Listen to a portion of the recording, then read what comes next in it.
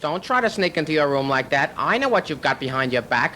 Records. More new records. From his trademark bandana to his over 40 years in the E Street Band, to being the face of Silvo and Sopranos, you would know this man anywhere. Mr. Steven Van Zandt, a.k.a. Little Steven, a.k.a. Miami Steve.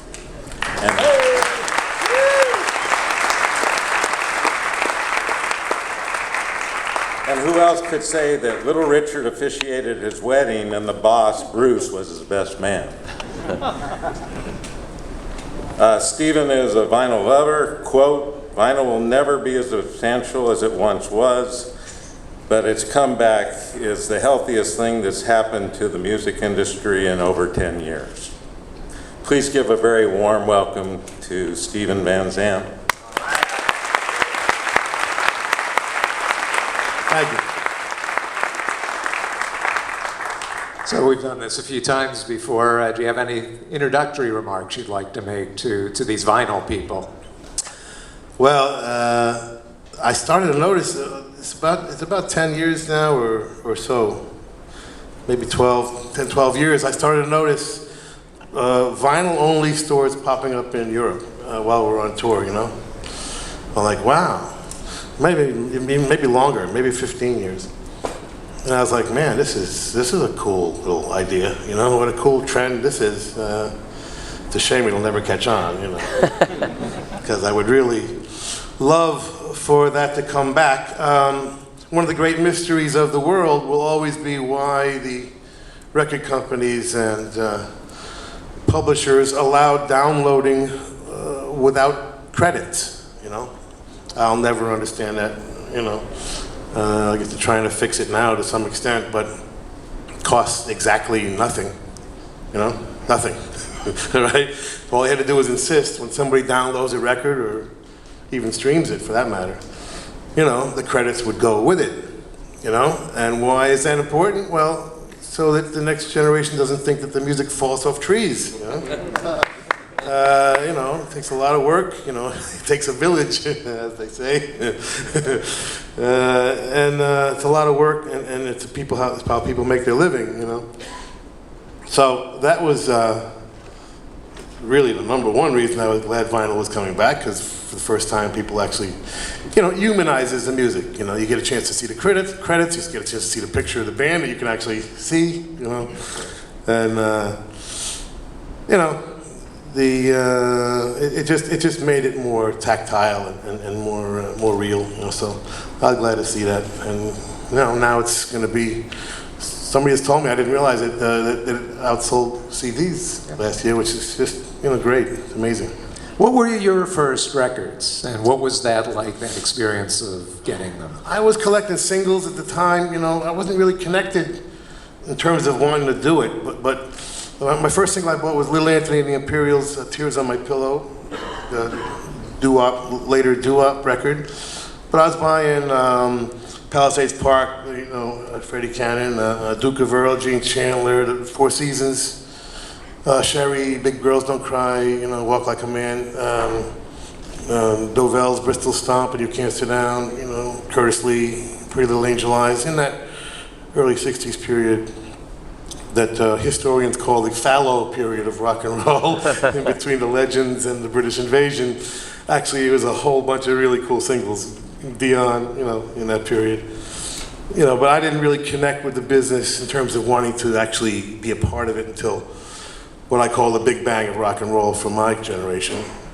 Technically, it was the third big bang, but for me, it was the big one, February 9th, 1964, when the Beatles played a variety show called Ed Sullivan, which was a variety show the whole family would watch on their little TV in the living room. And the most unlikely host ever would have something for the entire family, you know, puppets for the kids and opera for the older folks and something for you teenagers, you know, and something for us teenagers that day was the Beatles. So he had also made history by having the second big bang of rock and roll, which was Elvis Presley on. in '56, I think. You know? And so he actually played a big role. I want to get him into the Rock and Roll Hall of Fame, actually. He deserves to be in. Anyway. What was interesting, too, was when the Beatles happened, that was kind of a relaunch for vinyl albums. With Meet the Beatles was a big moment for rock and roll on album. It literally was the first album almost my entire generation bought. You know, I mean, literally. Everybody bought that album because they were so big, so quickly, that the singles just weren't enough. You know, it wasn't enough. And they were the first group to really have no filler, exactly. Even the covers they were doing, and they did covers, which is interesting. They did covers until right through their fifth album, right? And the Stones too. As great as writers as they were doing cover songs right through like the first 5 albums. But they were making them their own, and we didn't know the difference, of course, as a kid. You know, you don't know what's a cover and what's original. But they were, yeah, that was the first album anybody bought, and they were just so good, just so amazingly good that every song on it sounded like a hit single. And famously, April of '64, they had the top 5 singles on the charts. You know? But yeah, the album started to sell like singles for the first time. I mean, Sinatra had some success, you know, with the first sort of concept albums, and had done some good album sales. But mostly, albums were pretty much best of compilations, you know, for the most part. You know, with Sinatra being, I think, the exception. But this was the first time it was like, okay, now the era of the album has begun, and the era of rock and roll becoming an industry had begun. So were you a guy who took care of your records, or did you leave them strewn around the house? Or? I had a little box, which they kind of banged up against each other. And, you know, I actually wore out a couple of singles, which was not easy to do. You had to play it like 900 times or something to wear out a single, I think, before the highs started to go. Isley Brothers' Twist and Shout, I should have mentioned. I actually wore it out. So, you know, it wasn't a whole lot of care, but, you know, really know the difference, you know. And they were really tough. They were made to be tough. They were made to fall on top of each other in a jukebox, you know. It was part of the reason why they were invented. And let me just digress really just for a minute. One of the great stories of rock and roll is the story of the 45 single, and there's a book which you can get called 45 RPM. Jim Dawson and Steve Probst. It's just the most amazing book. If you can get it, you should get it. It's just a small little book, but it's about the birth of the single and how that happened. It's competition between RCA and CBS, and you know, RCA had come up with the 33 RPM for classical music to fit more classical music and jazz onto a 33 rather than a 78 10-inch, and then sort of compete with that. You know, Columbia came up with the 45 single, and because the unions had gone on strike, thinking that the playing of records on the radio would end music. They thought that would be the end of music, because it was all live. Radio was all live music up until then. And when they started playing records, it was just a radical sort of transformation. And anyway, they went on strike, and all the big artists couldn't work, and they had to just focus on the edgiest sort of stuff, you know, the country stuff and the teenage market, you know, because they had nothing else for a while. So while they were focusing on the teenage market, which wasn't much of a market yet, they created the 45 RPM player, this small little device which a kid could take into the room, which doesn't sound like a big deal, but it completely changed the world, because up until then, the record player in the house was part of this piece of furniture in the living room, right? With the TV, and this is most houses. You had a TV and a big record player in the same piece of furniture, and you had to ask your parents' permission on what record you wanted to play, you know? So if that little 45 RPM player hadn't been invented, where a kid could take it in his room and then play those little 45s that their mother would never have allowed, you're not going to get Little Richard playing in the living room. That's not going to happen. Elvis Presley or Chuck Berry or Bo Diddley, they were considered animals. They were like circus freaks. They're going to completely poison our kids.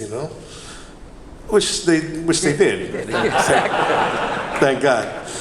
Anyways, it was a little interesting moment there, but it just shows you how sometimes technology can affect history. Well, there wouldn't have been rock and roll without a 45.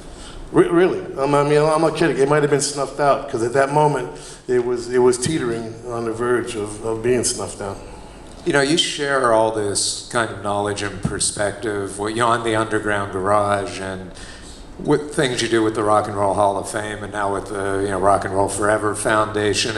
At what point in your life and career did you start to feel a charge or a mission to do that, to be kind of a sharing historian and make sure that this knowledge didn't disappear? I'll tell you the truth, it was done completely for selfish reasons. I'm not a nice guy. Sure you are. I'm not. I turned the radio on one day. Excuse me, just recovering from a cold and I got allergies on top of that, so forgive my voice today. But I turned the radio on one day. I wasn't paying attention for a number of years, trying to do my thing. And I turned the radio on one day and I was like, what happened? Where did music go? What happened here? We grew up, radio was everything.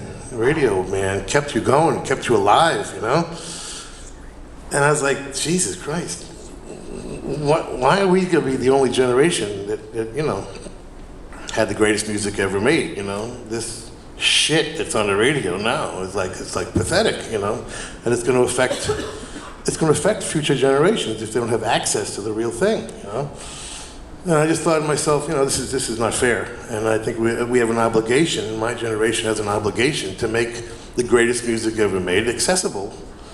Of course, it's all my opinion.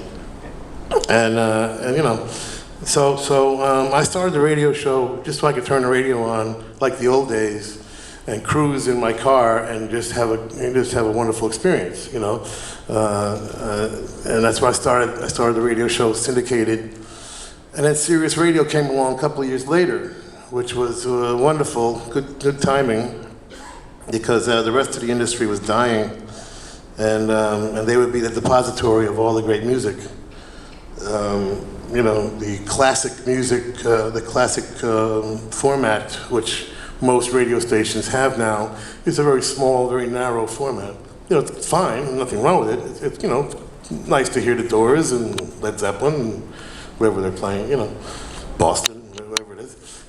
It's nice, but it's a very, very, very small percentage of the greatest music ever made, And the normal format, which I think the Underground Garage format should be playing all 60 years of rock and roll, soon to be 70 years of rock and roll. So I just decided to do it on my own, and I did the same thing with country music, with my outlaw country station. Same thing. Just the greatest music being made wasn't available, wasn't accessible, So I decided to put it all on one place, based around the British invasion, but everything that influenced the British invasion and everything the British invasion has influenced pretty much is the center of my universe. And so I include blues, you include R&B and soul and girl group and doo-wop and then everything up through punk and the modern groups. We added up the amount of groups we've introduced to the world over the past 15 years. It was over 1,000 new bands, 1,000 new bands. So that's nice, have given them a format to just express themselves. And, if you make a great record, it's still a place you can get it played. That's how it was done for that reason, but